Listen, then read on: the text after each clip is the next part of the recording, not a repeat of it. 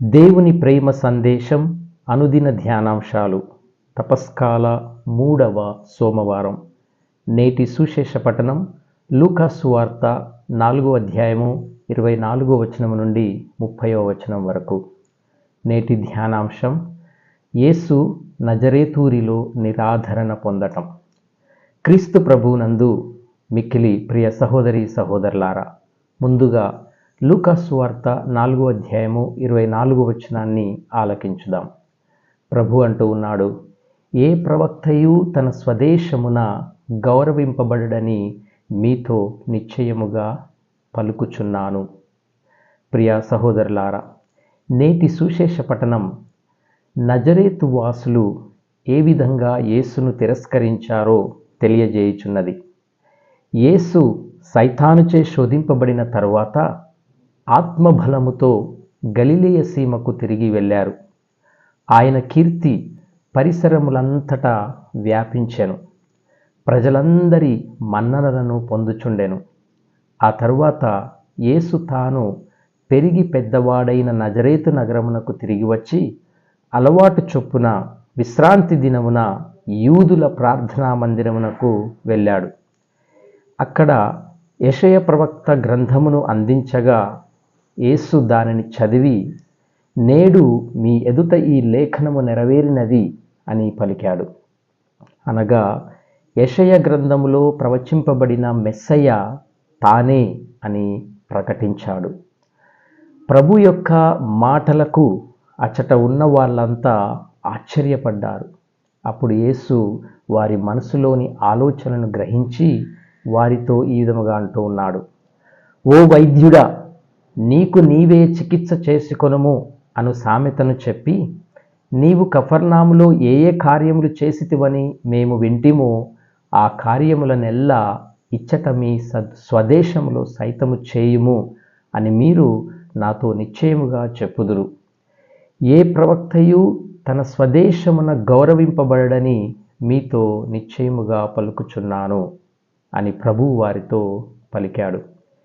యేసు ఎందుకు ఇలా పలికాడు? ఎందుకంటే యేసు ప్రభువు వారి హృదయములలోని ఆలోచనలను ఎరిగి ఉన్నాడు కనుక. అప్పటికే యేసు కఫర్నాములో అన్యుల మధ్యన ఎన్నో అద్భుతాలు చేశాడు. తోటి నజరేయుడు స్వగ్రామము కనుక ఇంకా ఎన్నో గొప్ప గొప్ప కార్యాలు వారి మధ్య చేస్తారని ఈ నజరేతు వాసులు ఆశించారు. అందరికన్నా ముఖ్యముగా అన్యుల కన్నా తనవారు ముందుగా స్వస్థత పొందాలని వారు ఆశించారు. అన్యుల మధ్యన యేసు అద్భుతాలు చేయటం వలన వారు యేసుపై అసూయపడ్డారు. కానీ యేసు స్వస్థత వారి కోసం మాత్రమే కాక అందరికీ చేయవలసి ఉన్నదని స్పష్టం చేశారు. ఆయన కేవలము యూదుల కోసము మాత్రమే కాదని సర్వమానవాళి కొరకు, సర్వమానవాళి రక్షణ కొరకు ఆయన ఈ లోకమునకు ఏతించాడు అని మనకు అర్థమవుతుంది. ప్రభు దృష్టిలో అందరూ సమానమే. ప్రియ సహోదరి సహోదరులారా, యేసు ప్రభువు ఇద్దరు ప్రముఖ వ్యక్తులను, ప్రవక్తలను ఉదాహరణగా ప్రస్తావించారు. దేవుడు ఏ విధముగా ఇద్దరు అన్యులను ఆశీర్వదించినది తెలియజేస్తున్నారు. ఎందుకంటే ఆ కాలంలో ఇజ్రాయేలు ప్రజల కన్నా అన్యులు ప్రవక్తలను ఎక్కువగా విశ్వసించారు. ఏలియా కాలంలో ఇజ్రాయేలు దేశమంతటా కరువు సంభవించగా ఇజ్రాయేలీలలో పెక్కుమంది విధవరాండ్రు ఉన్నను సీదోనులోని సెరెఫాతు గ్రామమున నివసించు విధవరాలి యొద్దకు మాత్రమే ఏలియా పంపబడ్డాడు. ఆమె పోషణకై అద్భుతాన్ని చేశాడు. 3.5 సంవత్సరాల కరువు కాలంలో అద్భుతముగా ఆమెకు, ఆమె కుమారునికి భోజనాన్ని ప్రసాదించాడు. వ్యాధితో మరణించిన ఆమె కుమారుణ్ణి బ్రతికించాడు. అలాగే ఎలీషా కాలంలో ఇజ్రాయేలీలలో చాలామంది కుష్ఠరోగులు ఉన్నను సిరియా నివాసియగు నామాను తప్ప మరి ఎవ్వరునూ స్వస్థత పొందలేదు. అతడు విదేశీయుడు, యూదుల శత్రువు. ప్రియ సహోదరి సహోదరులారా, ప్రభు చెప్పిన ఈ ఇద్దరు ప్రవక్తల ఉదాహరణముల ద్వారా తన స్వగ్రామం నజరేతు ప్రజలలాగే పూర్వపు రోజుల్లో కూడా ఇజ్రాయేలు ప్రజల అవిశ్వాసము వలన దేవుని అద్భుతాలను పొందలేకపోయారని ప్రభు యొక్క మాటలను బట్టి మనకు అర్థమవుతుంది. ముఖ్యముగా దేవుని రక్షణ అందరికీ అని మనకు స్పష్టంగా అర్థమవుతుంది. నజరేతూరిలో సొంత ప్రజల చేత నిరాధరణము యెరూషలేములోని యేసు తిరస్కరణను సూచిస్తూ ఉంది.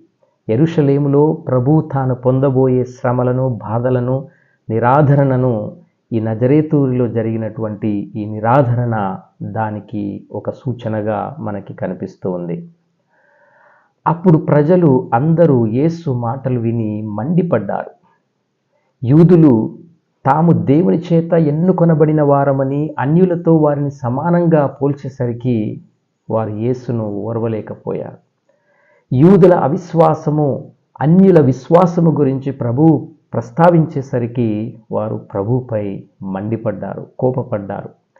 వారి కోపము ఎంతగా ఉందంటే యేసును ఎత్తైన పర్వతము మీదకు తీసుకొని వెళ్ళి అచ్చట నుండి తలక్రిందులుగా పడత్రోయాలని తలంచారు. కానీ యేసు వారి మధ్య నుండి వెళ్ళిపోయాడు.